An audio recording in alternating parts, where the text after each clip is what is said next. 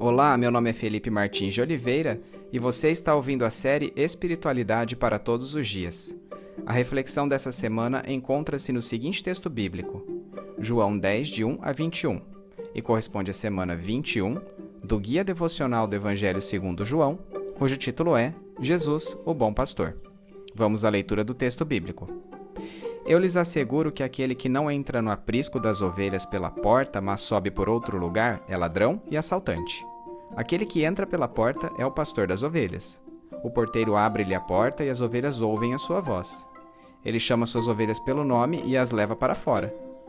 Depois de conduzir para fora todas as suas ovelhas, vai adiante delas e estas o seguem, porque conhecem a sua voz.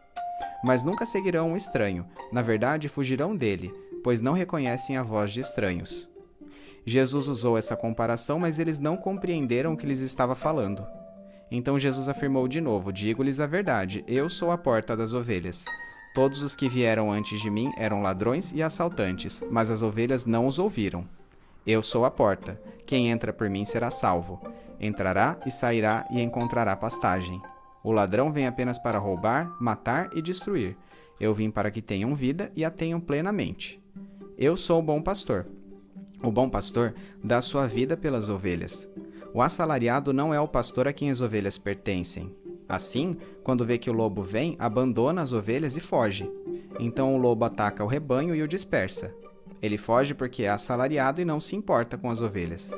Eu sou o bom pastor. Conheço as minhas ovelhas e elas me conhecem, assim como o Pai me conhece e eu conheço o Pai e dou a minha vida pelas ovelhas. Tenho outras ovelhas que não são deste aprisco. É necessário que eu as conduza também. Elas ouvirão a minha voz e haverá um só rebanho e um só pastor. Por isso é que meu Pai me ama, porque eu dou minha vida para retomá-la. Ninguém a tira de mim, mas eu a dou por minha espontânea vontade. Tenho autoridade para dá-la e para retomá-la. Esta ordem recebi de meu Pai. Diante dessas palavras, os judeus ficaram outra vez divididos. Muitos deles diziam, ele está endemoniado e enlouqueceu, por que ouvi-lo? Mas outros diziam, essas palavras não são de um endemoniado. Pode um demônio abrir os olhos dos cegos?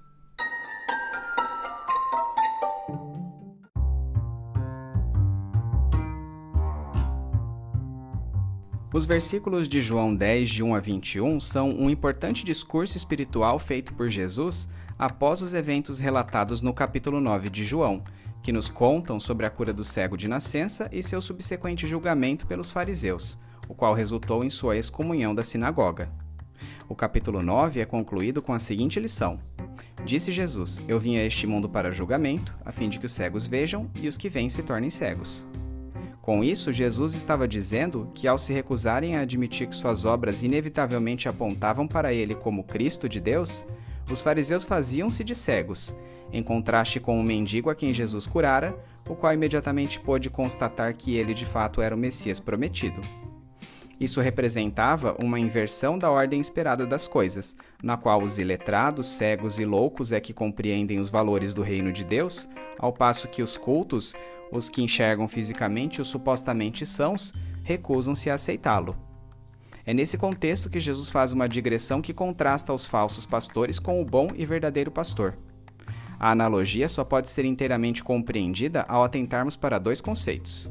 Primeiro, a figura do pastor de ovelhas na Palestina da antiguidade é completamente diferente dos atuais guardadores de rebanhos. O pastor oriental antigo conhecia suas ovelhas pelo nome, ao passo que elas, pela proximidade íntima que desenvolviam com ele, seguiam-no simplesmente por reconhecerem sua voz. Ele não precisava reuni-las forçadamente, mas punha-se à frente do rebanho e era por ele naturalmente seguido. Segundo, os apriscos eram espaços retangulares, circundados por muros baixos, nos quais permaneciam diversos rebanhos de ovelhas, pertencentes a diferentes pastores. Cada pastor que entrava no aprisco chamava suas ovelhas, as quais o seguiam por reconhecerem sua voz. Jesus é o bom pastor porque conhece as ovelhas pelo nome. As ovelhas do aprisco que pertencem a ele o seguirão espontaneamente quando ele as chamar. Os fariseus e demais religiosos, ao contrário, são comparados a ladrões, salteadores e assalariados. Eles manipulavam a lei dada por Deus, a Torá, para enquadrá-la nas prescrições do Talmude, designado por Jesus como tradição de homens. A religião dos fariseus impunha sobre os fiéis ordenanças que os sobrecarregavam, e, apelando a uma suposta justiça própria, a qual jamais poderia ser inteiramente cumprida, em última análise, afastavam-nos de Deus. Jesus diz que os fariseus faziam isso não com um sentimento de autossacrifício por seus seguidores, mas por amor à recompensa, ao dinheiro, à fama ou simplesmente ao status de superioridade intelectual ou espiritual, sendo por este motivo comparados a ladrões e salteadores. Eram também como os assalariados, que estavam preocupados unicamente com o dinheiro que receberiam, e não com as ovelhas, abandonando-as diante da primeira adversidade. Enquanto esses falsos pastores e ladrões só desejam autorrealização, recorrendo, se for preciso, a roubo, assassinato e destruição, Jesus, por meio de sua disposição ao autossacrifício, garante vida abundante a todos os que o seguem.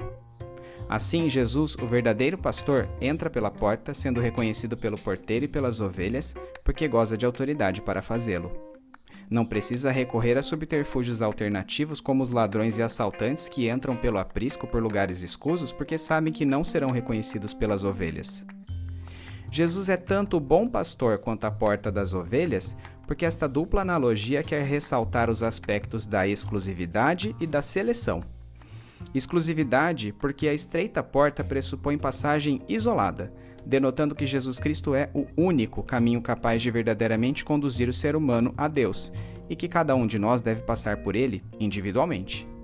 A seleção, por sua vez, inevitavelmente ocorre na medida em que as ovelhas que ouvem sua voz e vão atrás dele são separadas daquelas que não o seguem. A morte sacrificial de Cristo inauguraria a universalidade da fé, permitindo o acesso a Deus por todos os povos, mesmo entre ovelhas que não pertenciam àquele aprisco, isto é, entre pessoas que não professavam o judaísmo. Por suas ovelhas, Jesus morreria voluntariamente, com um propósito bem definido, previamente orquestrado por Deus Pai. Ele o faria tendo em mente a plena certeza de que retomaria sua vida, isto é, sabia que ressuscitaria pelo poder que lhe fora conferido através de sua íntima relação com Deus Pai. As palavras de Jesus dividiam cada vez mais as opiniões. Mais uma vez, havia aqueles que achavam que ele estava louco ou agia a mando de demônios. Porém, outros, remetendo-se ao milagre da restauração da visão ao cego de nascença, que Jesus recentemente realizara, reconheceram que se as Escrituras diziam que o Messias restauraria a visão aos cegos, então Jesus realmente era o Cristo e, portanto, suas palavras mereciam atenção integral.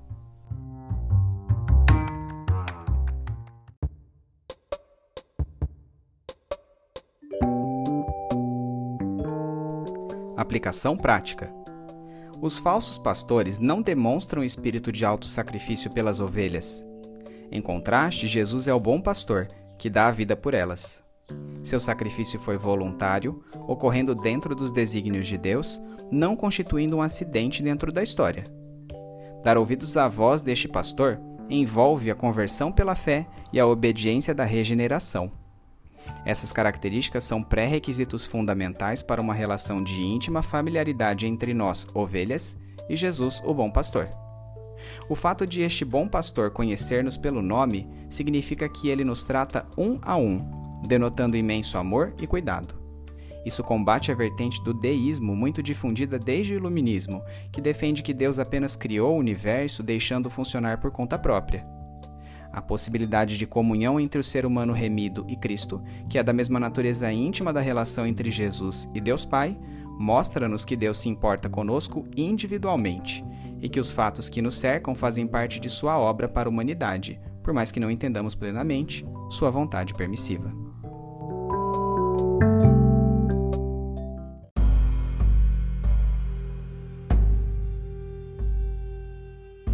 Trazendo da mente para o coração. O Senhor é o meu pastor, de nada terei falta. Em verdes pastagens me faz repousar e me conduz a águas tranquilas. Restaura-me o vigor. Guia-me nas veredas da justiça por amor do seu nome. Mesmo quando eu andar por um vale de trevas e morte, não temerei perigo algum, pois tu estás comigo. Tua vara e teu cajado me protegem. Preparas um banquete para mim à vista dos meus inimigos. Tu me honras, ungindo minha cabeça com óleo e fazendo transbordar o meu cálice. Sei que a bondade e a fidelidade me acompanharão todos os dias da minha vida, e voltarei à casa do Senhor enquanto eu viver. Salmo 23.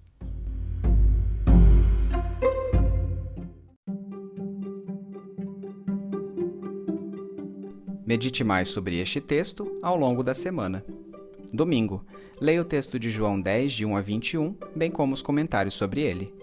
Segunda-feira, qual o contexto da analogia de Jesus com o bom pastor que aqui lemos? Terça-feira, como a compreensão da figura do pastor da Palestina antiga e do funcionamento dos apriscos daquela época permite que entendamos de modo mais completo a comparação que está sendo feita por Jesus? Quarta-feira, discorra sobre os princípios da exclusividade e da seleção, que podem ser depreendidos pela dupla metáfora de Jesus como a porta das ovelhas e o bom pastor. Quinta-feira, use o texto lido para opor as concepções do deísmo e do teísmo. Sexta-feira, em nossa cultura pós-moderna, vigoram tanto o pluralismo quanto o sincretismo. O pluralismo defende que vários caminhos levam a Deus, ao passo que o sincretismo abre concessões a práticas não ensinadas pela Bíblia, fundindo-as aos ensinamentos de Jesus. Atente ao texto de João 10, de 1 a 21 e reflita: quais aspectos de sua espiritualidade são pluralistas e ou sincréticos? Ore pedindo ao Senhor que o ajude a eliminá-los de sua vida, de maneira que você retorne à pureza dos princípios dados por Jesus. Sábado, quais as implicações práticas do texto de João 10, de 1 a 21 para a sua vida?